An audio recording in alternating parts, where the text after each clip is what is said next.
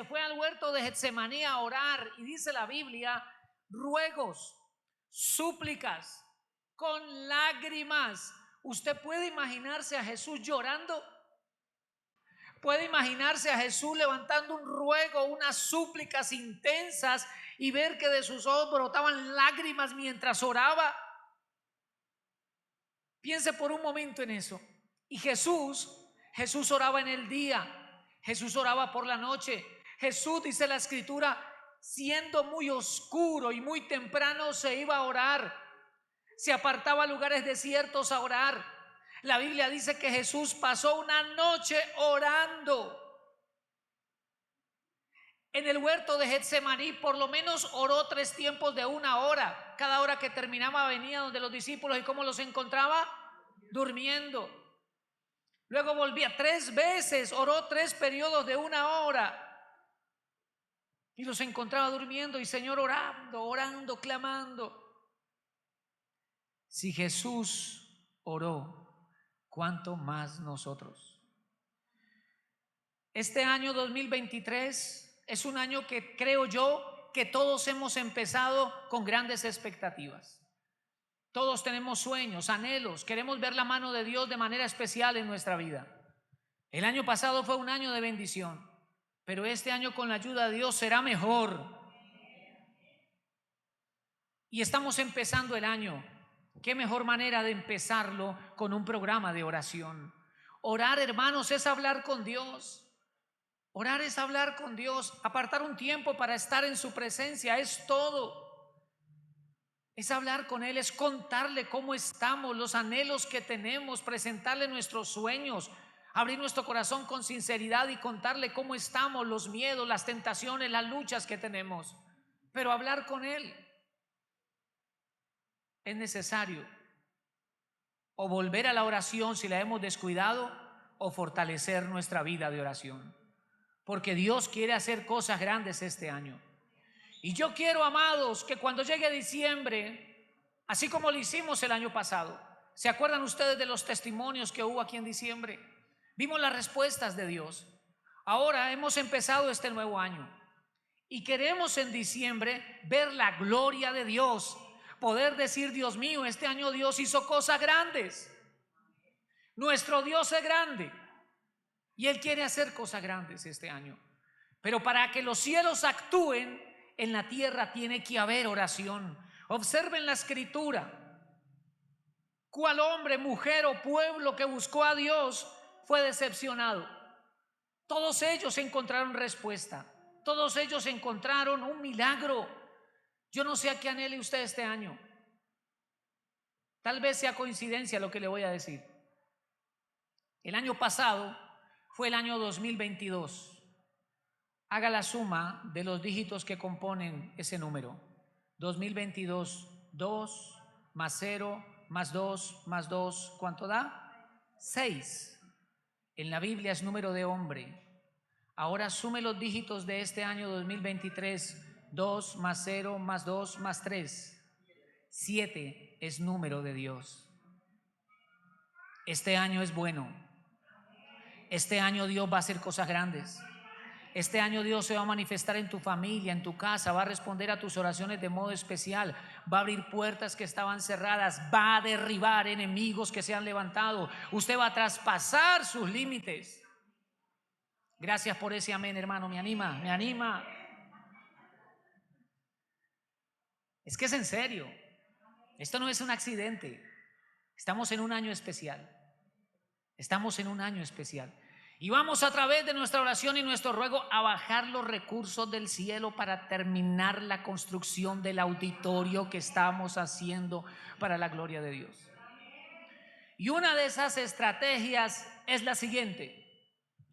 El 24 de febrero estaremos empezando un ayuno de 40 días en red. Es decir, vamos a hacer en unas hojitas bien escritas la programación de 40 días de ayuno. Entonces un hermano dice, yo lo hago el 25 de febrero, yo lo hago el 3 de marzo.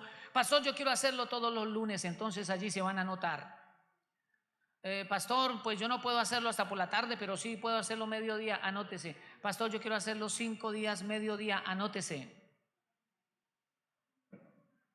Y le quiero decir, por la gracia de Dios, estamos liderando este ayuno, no solamente en esta iglesia. La iglesia que se reúne aquí los sábados también va a entrar con nosotros en ese ayuno. La iglesia Manantial de Amor, la iglesia central, la iglesia de La Grande, de Andalucía, de la Marina, de Agua Clara, de Occidente, ellos también se han unido con nosotros en este ayuno. Así que vamos a tener un ayuno en red de 40 días, donde un pueblo clamando, un ejército declarando la palabra de Dios va a experimentar la apertura de los cielos y cosas grandes vamos a ver. Porque la palabra de Dios nos enseña que Él se deja ser hallado de los que le buscan. Y durante ese tiempo va a haber un pueblo clamando a Dios, y Él, por amor a su pueblo y por fidelidad a su nombre, nos responderá.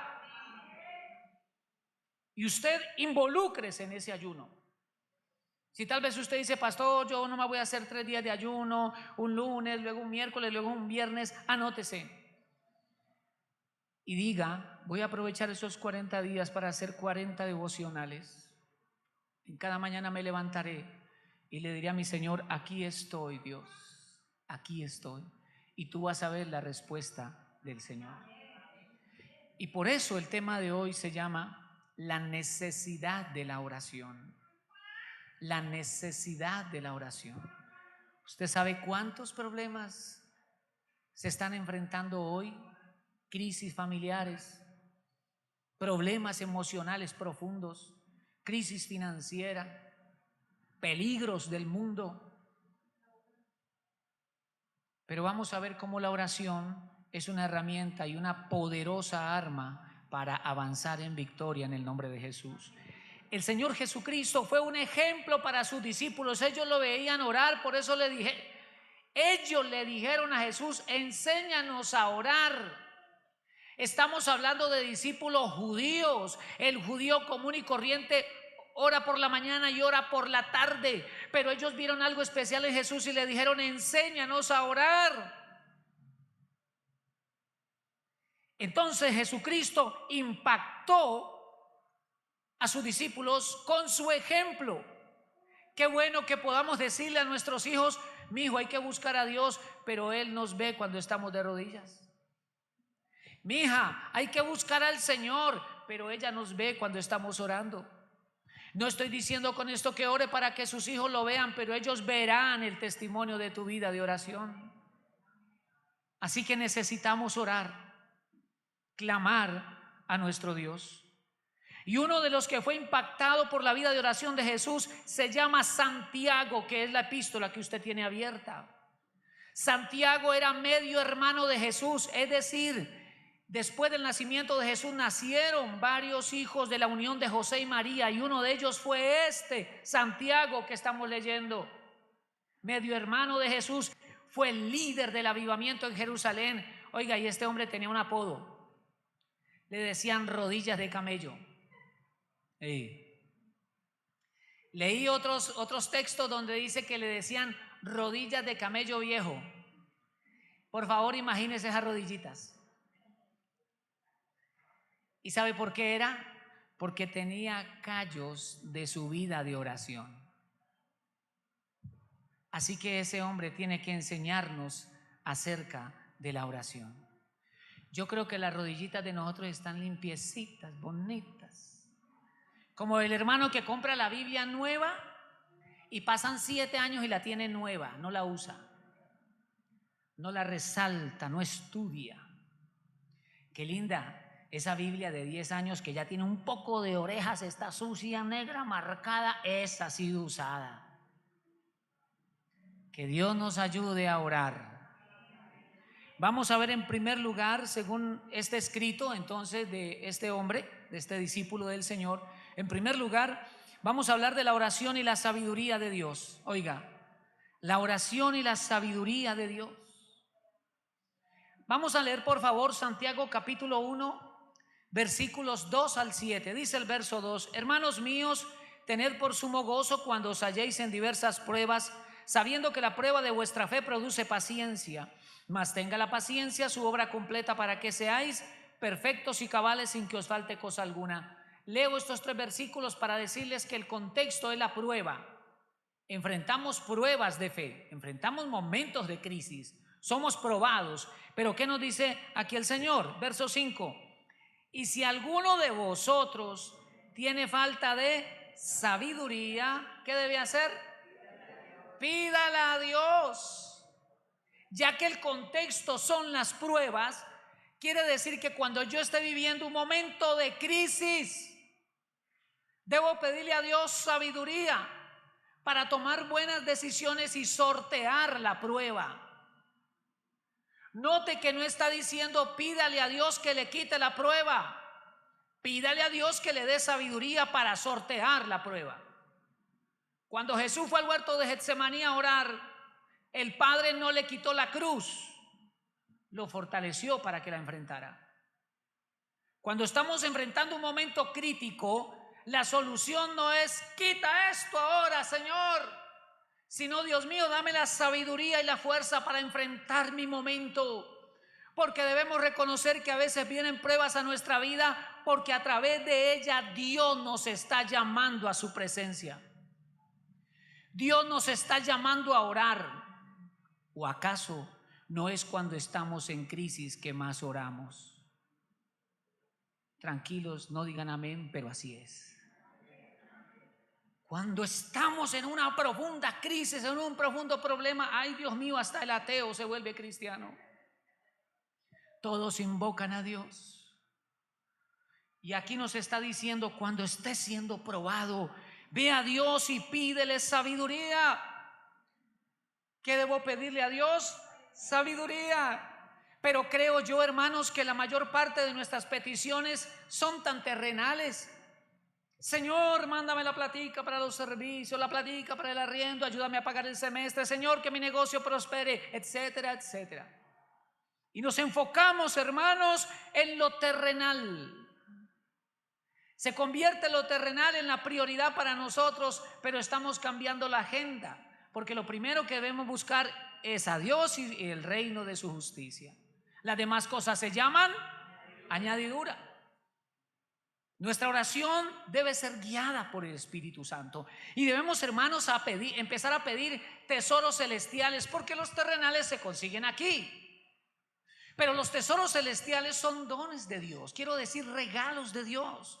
Entonces yo debo ir a la presencia del Señor y decirle: Señor, dame sabiduría para tomar decisiones correctas. En el tiempo de la prueba, por lo general, llega la crisis, la angustia, llega el afán, la ansiedad y tomamos decisiones, pero sin contar con Dios. Recordaba que en una ocasión los gabaonitas vinieron y engañaron al rey David. Hicieron un pacto con ellos y hay una frase especial en ese capítulo que dice: pero David no consultó a Dios. Tomamos malas decisiones, pero si estamos en un tiempo de dificultad, pidamos a Dios que sabiduría. Versículo 5: si alguno de vosotros tiene falta de sabiduría, pídala a Dios, el cual da a todos abundantemente y sin reproche, y le será dada. Como da Dios abundantemente y sin reproche. Pídele al Señor. Versículo 6: pero pida con... Hay que pedir con fe. Ahí está el otro asunto, que a veces vamos a pedir pero con incredulidad. Quiero decir, salimos del cuarto de oración, del momento de oración, y decimos: ¿será que Dios sí me va a responder? Y acabamos de orar. ¿Será que Dios sí me va a ayudar? Pero ya hasta lo declaramos en oración, porque lo estamos haciendo con incredulidad. Pide con fe. Verso 6: pero pida con fe, no dudando nada, porque el que duda es semejante a la onda del mar, que es arrastrada por el viento y echada de una parte. No vaya a levantar la mano, pero ¿cuántas veces nos coge el mundo de aquí para allá? Como una víctima de las ondas del mar. Yo me acuerdo mucho que estaba yo bañando y se viene una ola grande y yo me la di de Superman, de que se venga. Y esa cosa me cogió y me dio como 2 vueltas y yo salía ya espelucado, sin sentido, desubicado, y alcancé a ver la playa y agarré para allá. Lo que quiero decir es que cuando no le pedimos a Dios sabiduría, tomamos malas decisiones y terminamos desorientados, hermanos, desubicados. La brújula de la vida como que se nos pierde y vamos de problema en problema, de tropiezo en tropiezo. Versículo 7: no piense pues quien tal haga que recibirá cosa alguna del Señor. La fe en la oración nos hace constantes. Note usted y verá, tal vez a usted mismo le ha pasado, claro, nos puede pasar. Los pastores también enfrentan dificultades, los pastores también lloran. Y a veces, debido a los problemas, menguamos en la oración. Y usted nota que no hay la misma fe. Usted nota que no hay la misma seguridad en Dios. Más bien el enemigo aprovecha para traernos miedo. Pero la oración nos hace fuertes en Cristo Jesús. Y nos da, en ese proceso, nos da el Señor sabiduría para tomar buenas decisiones. Número 2, vamos a hablar de la oración y el mundo. Y eso me llamó la atención. Santiago, este hombre de oración, dice: cuidado con esto. La oración y el mundo. Por favor, leamos Santiago capítulo 4, versículos 2 al 6. Dice Santiago 4:2: codiciáis y no tenéis, matáis y ardéis de envidia y no podéis alcanzar, combatís y lucháis, pero no tenéis lo que deseáis. ¿Por qué? Porque no pedís. Qué duro es dedicarse a algo y tener malos resultados. Qué duro es sembrar la tierra y que no haya buena cosecha.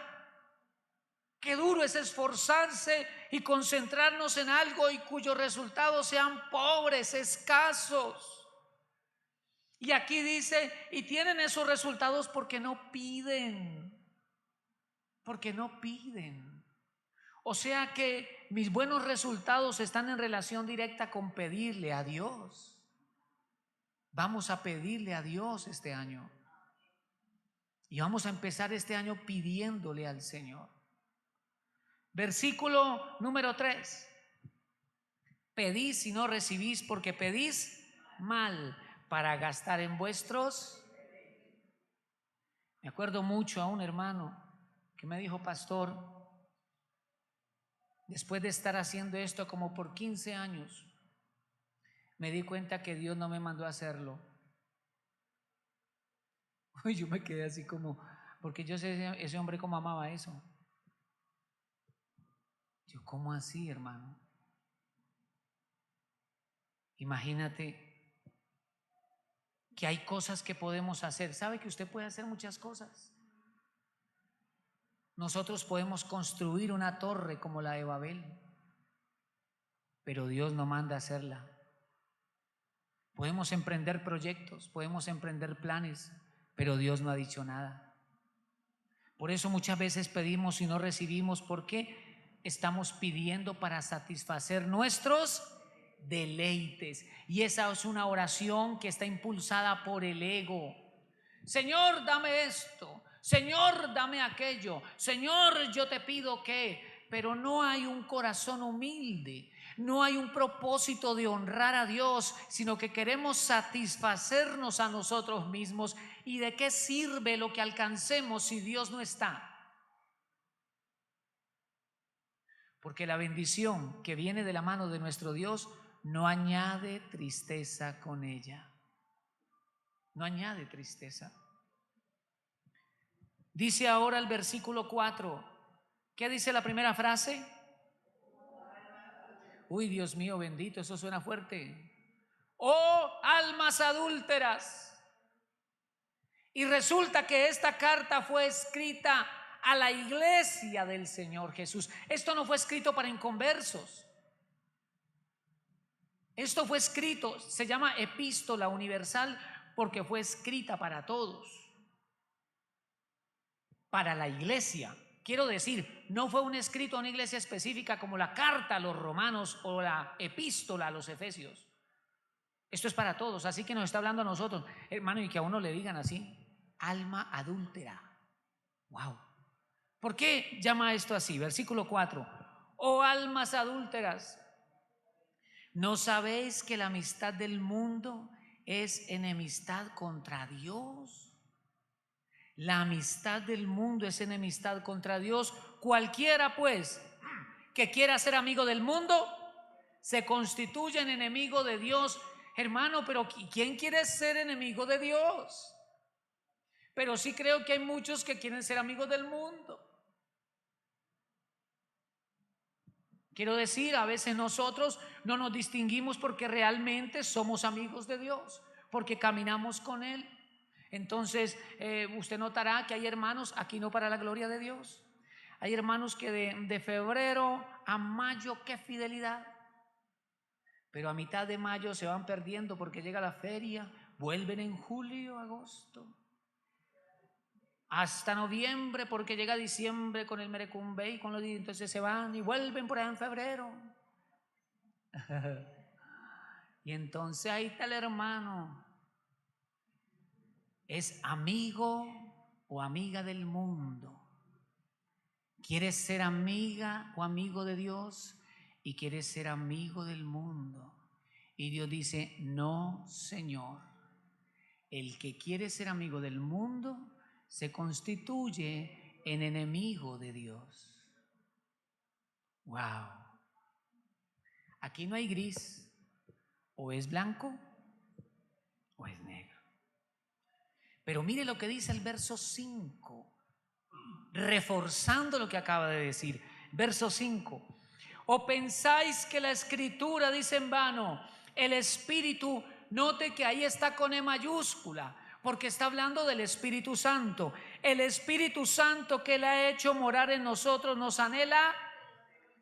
El Espíritu Santo que mora en ti, Él te anhela celosamente.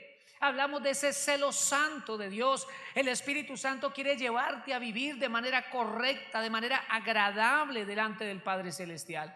Por eso el Espíritu Santo es el que nos redarguye, el que nos convence, el que nos dice no cuando queremos hacer lo malo, el que nos dice cuidado cuando nos queremos ir por un desfiladero. Es el Espíritu Santo. Bendito Espíritu Santo, el que nos redarguye, el que nos levanta a orar, el que nos impulsa para congregarnos, el que nos lleva a leer la Biblia, el Espíritu Santo. Y gracias a Dios por haberlo enviado. Piense por un momento qué clase de cristianos seríamos si no tuviéramos al Espíritu Santo. Y Él nos anhela como celosamente. Él no quiere compartirte con el mundo. Él quiere que tú seas para Dios. Dice ahora el versículo número 6. Pero Él da mayor gracia. Por esto dice, Dios resiste a los soberbios y da gracia a los. Tenemos que cuidarnos de la amistad con el mundo. Porque el mundo no quiere que la iglesia ore. El mundo no quiere que la iglesia ayune. El mundo no quiere que la iglesia sea edificada a través de la palabra. Y es por eso que nos encontramos con corrientes incluso teológicas hoy en día, donde nos dicen que la iglesia ya no tiene que orar, que la iglesia ya no tiene que ayunar, que la iglesia ya no tiene que leer la Biblia porque solamente como 2 libros son inspirados, los otros son pura historia. Y poco a poco entonces la iglesia entra en un adormecimiento, se enfría, se muere. Eso es lo que el diablo quiere, hermanos. Porque el diablo no quiere una iglesia ferviente. El diablo no quiere una iglesia que ore, que busque a Dios. Porque la iglesia que clama establece el reino de Dios en la tierra.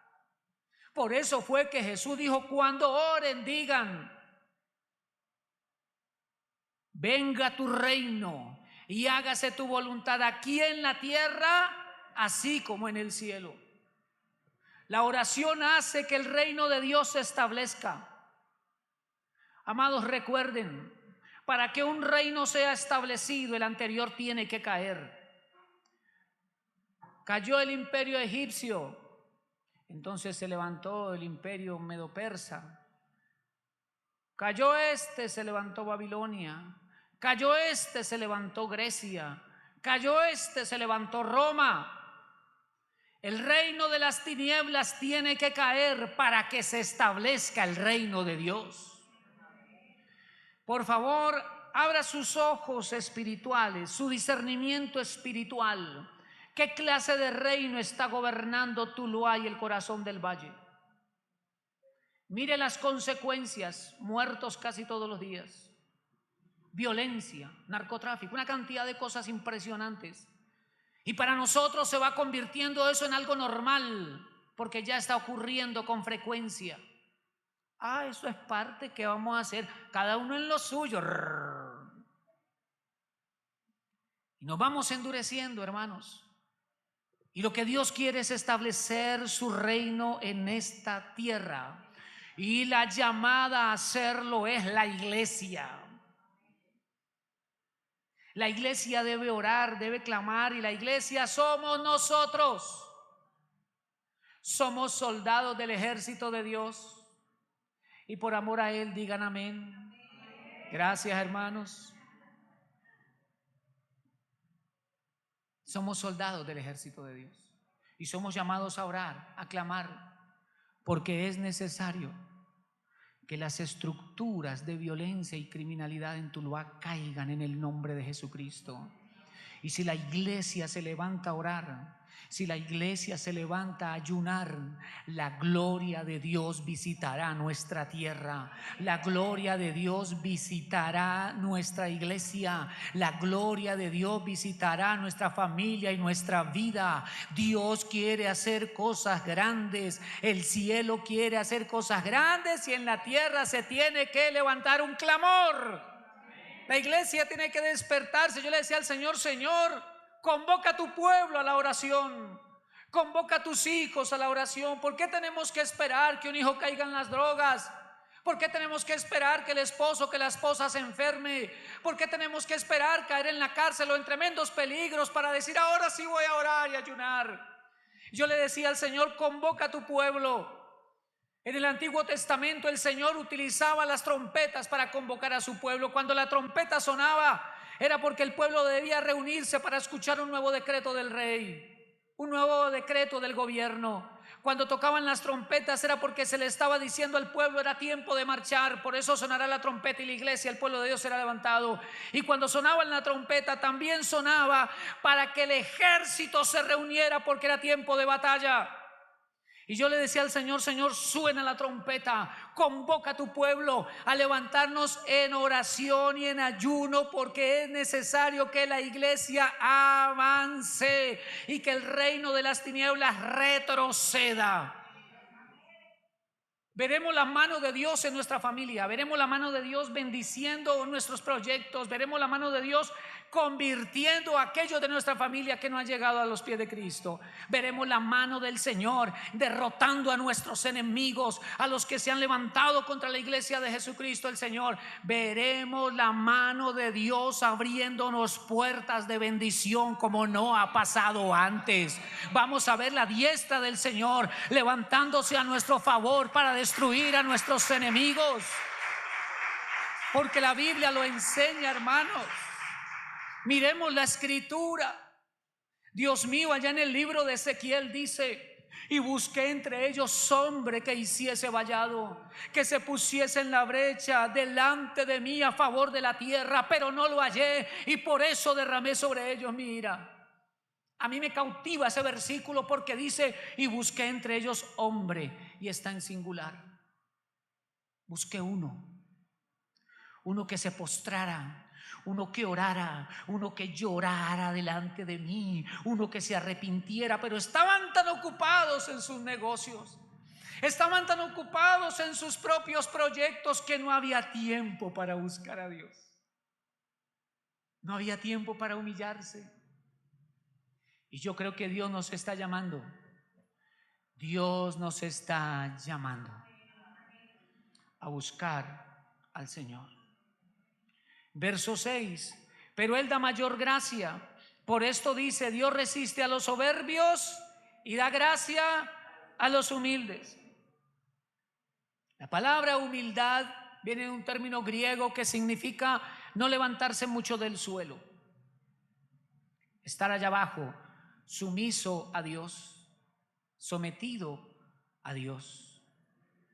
Entonces, como el verso anterior nos dice que el Espíritu Santo nos anhela celosamente, y yo le puse a este punto la oración y el mundo, y el Espíritu Santo allí trabajando en el creyente, entonces yo pensaba, nos pide humildad, Dios da gracia al humilde. Entonces le dije a mi esposa: amor, ¿sí se fija usted en algo? ¿Cuál es el fruto del Espíritu Santo? Mas el fruto del Espíritu es amor, gozo, paz, paciencia, benignidad, bondad, fe, mansedumbre y dominio propio, templanza. Ahí no está humildad. Porque la humildad no es necesariamente un fruto del Espíritu, sino un resultado del trabajo de Dios en tu carácter. Y por eso dijo Jesús: aprended de mí, que soy manso y humilde de corazón, y hallaréis descanso para vuestras almas. Aquí dice: oh almas adúlteras. Jesús dice: tu alma puede hallar descanso en mí. ¿Cuándo? Cuando somos mansos y humildes delante de Dios. Si Dios te está llamando a orar, si Dios te está llamando a ayunar, porque este es un llamado de Dios a todos nosotros, hazlo. Sé manso y humilde de corazón y vas a ver poderosas respuestas del Señor. Veamos aquí el punto número 3, la oración y su poder. ¿Por qué es tan importante que entonces yo me meta a orar y me meta a clamar? Y este hombre, Santiago, ya les dije, rodillas de camello, era un hombre de oración impresionante, así que sabe por qué está hablando. Dice capítulo 5, versículo 13, avance allí a Santiago 5:13. ¿Están conmigo? Dice, verso 13: ¿está alguno entre vosotros afligido? ¿Qué debe hacer el afligido? Oración. Hermanos, yo a veces me aflijo, a mí a veces me da tristeza, a veces tengo que irme a orar y no he empezado a orar y ya estoy llorando. Y me humillo y le digo al Señor que me ayude. Si alguno está entre vosotros, haga oración. No se vaya a comer un gusanito porque nadie lo quiere. No, Señor, no. Váyase a orar. Y si tiene que llorar, llore. Se limpia los ojos, la nariz y comience a orar. Y comience a declarar la palabra.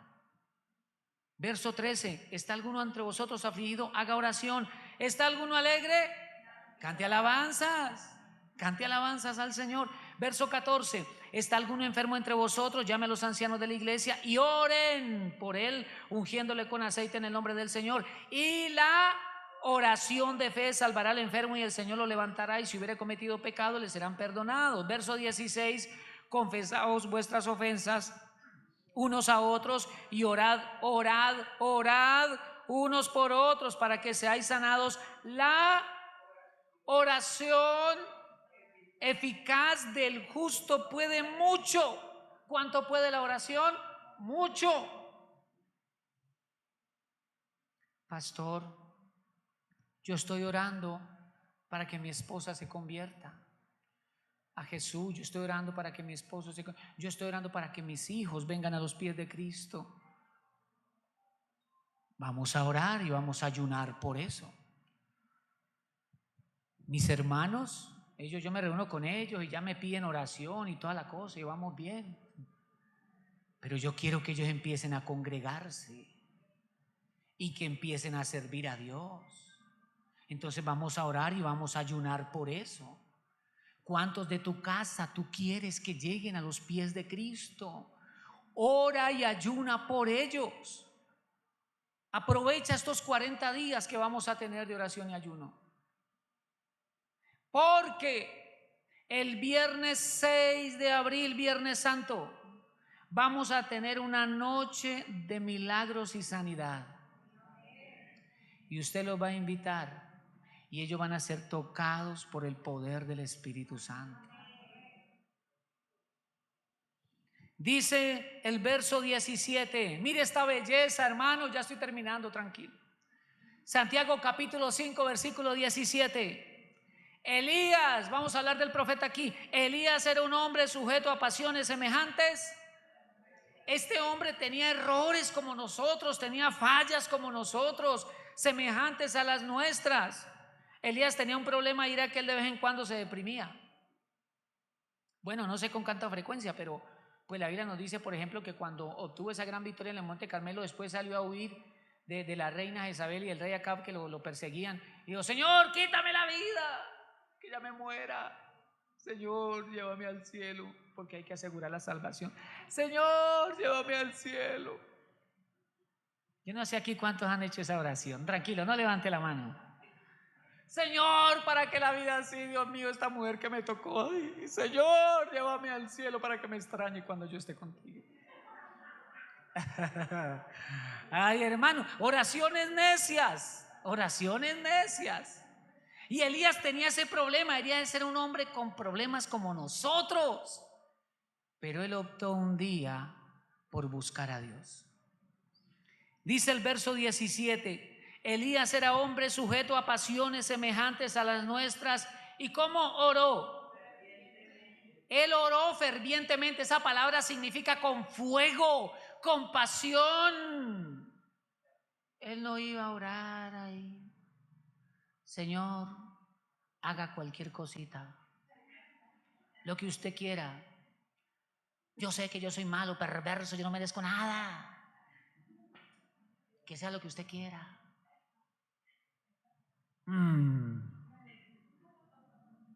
Para mí esta no es una oración ferviente, hermano.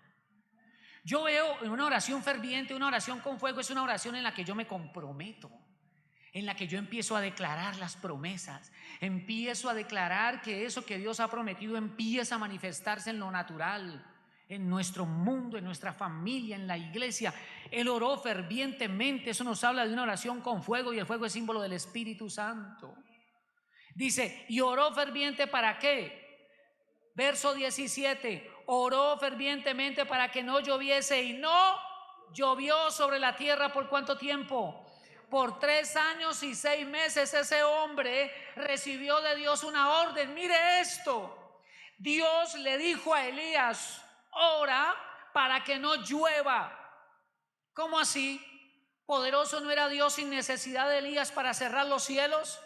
Pero esto nos está enseñando que cuando Dios quiere intervenir en la tierra, Él busca personas que oren de acuerdo a su voluntad. El cielo y la tierra trabajando juntos. Y Elías recibe la dirección del Señor y comienza a orar y a decirle: Señor, cierra los cielos por 3 años y medio. ¿Por qué Dios le dijo a Elías: ve a orar así? Porque había idolatría en Israel. Estaban adorando a los Baales. Era el rey Acab y su esposa Jezabel. El templo se había cerrado, ya no habían cultos, ya no habían himnos al Señor, ya no se estudiaba la Biblia. Todo Israel buscaba a Baal. Los sacerdotes del templo iban a trabajar en el campo, porque claro, como la gente dejó de ir a adorar a Dios, ya no llevaban los diezmos y las ofrendas y tenían que ir a trabajar al campo para sostenerse. El templo se cerró, el culto se acabó. Y Dios dijo: con todo el pesar de mi corazón, pero yo retiro mi presencia. Y se fue. Elías ora: porque voy a cerrar los cielos. Llegó la sequía, los pastos se secaban, los árboles, se acabaron las cosechas, el ganado empezó a morir. Tanto que la viuda le dijo a Elías: mira, tengo un poquitico de harina y un poquito de aceite, voy a prepararme 2 arepitas, nos las vamos a comer con mi hijo y nos vamos a dejar morir. Los cielos cerrados indica eso: muerte, escasez. Pero para mí lo más duro de los cielos cerrados, hermanos, no es eso, sino que la presencia de Dios no esté. Eso es lo más grave. Pero Dios es bueno, y después de Dios tratar con su pueblo, vuelve y oprime el botón en el corazón de Elías y le dice: Elías, vuelve a orar. Elías, vuelve a orar y vas a orar. Por favor, versículo 18. Y otra vez oró, y el cielo dio ¿qué? Lluvia, y la tierra produjo ¿qué? Su fruto. déjeme decirle, la oración prepara su tierra para que reciba la mejor cosecha. Si usted toma la decisión de decir, caramba, yo voy a entrar en este plan de oración, yo voy a entrar en este propósito, yo voy a empezar a rogar al cielo, porque quizá el cielo ha estado cerrado. Quizá la presencia de Dios en su vida no se manifiesta igual. Quizá las finanzas se han cerrado. Quizá tu corazón y tu familia no está viviendo lo que antes vivía. Pero aquí hubo un hombre que se humilló delante de Dios y que oró 7 veces. Y eso que Dios ya le había dicho: ve y muéstrate al rey Acab, porque voy a hacer llover sobre la tierra. Y él se fue. Y tenía un siervo allí y se fue a orar. La Biblia dice que se fue a orar poniendo su rostro entre las rodillas. Hay hermanos que no pueden hacer eso por su capacidad abdominal, pero no importa. Lo importante es poner el rostro en el suelo y decirle: Señor, aquí estoy, Señor. Y se levantó y le dijo: ve y asómate. Y se fue el siervo: no, que no hay nada. Y volvió y se arrodilló. ¿Cómo meter la cabeza entre las rodillas? 7 veces. Cuando usted está acostumbrado a hacerlo. Entonces hay que echarle un poquito de aceite a esas rodillas para sacarles el óxido y volver a doblarlas y poner el rostro en el suelo. Eso significa humillarse, y Dios da gracia a los postrarse. Se levantó la segunda vez: ve a asomarte. Y se fue el siervo y no, nada Elías. Y de él 6 veces: ve a asomarte. No, nada Elías. Él pudo haber renunciado. 6 veces y nada, él pudo haber renunciado. No renuncies a tu clamor, es lo que Dios te está diciendo hoy. Y Dios te está llamando a orar. Y Dios se va a manifestar como resultado de tu oración. No renuncies. A la 7ª vez volvió y se postró. Ve y asómate. Cuando vino y le dijo: Señor, veo una nubecita que viene a lo lejos del tamaño de mi mano. Y Elías dijo: corra, porque se vino el aguacero. Entonces se oye, viene el aguacero, se oye. Vienen bendiciones, se oyen. Vienen victorias, se oyen. Porque este pueblo se va a levantar a orar. Y no solo nosotros, son los hermanos del primer culto, ustedes los del segundo culto, la iglesia de aquí, las otras iglesias que le dije. Y es un honor y un privilegio que Dios nos permita a nosotros liderar ese tiempo de ayuno y de oración. Y vamos a ver la gloria de Dios a nuestro favor, porque Dios no cambia. Jesucristo es el mismo ayer y hoy por los siglos. No sé cómo esté tu casa, cómo esté tu vida, no sé qué problema tengas, con qué dificultad estés lidiando, pero quiero decirte: todo es posible para Dios.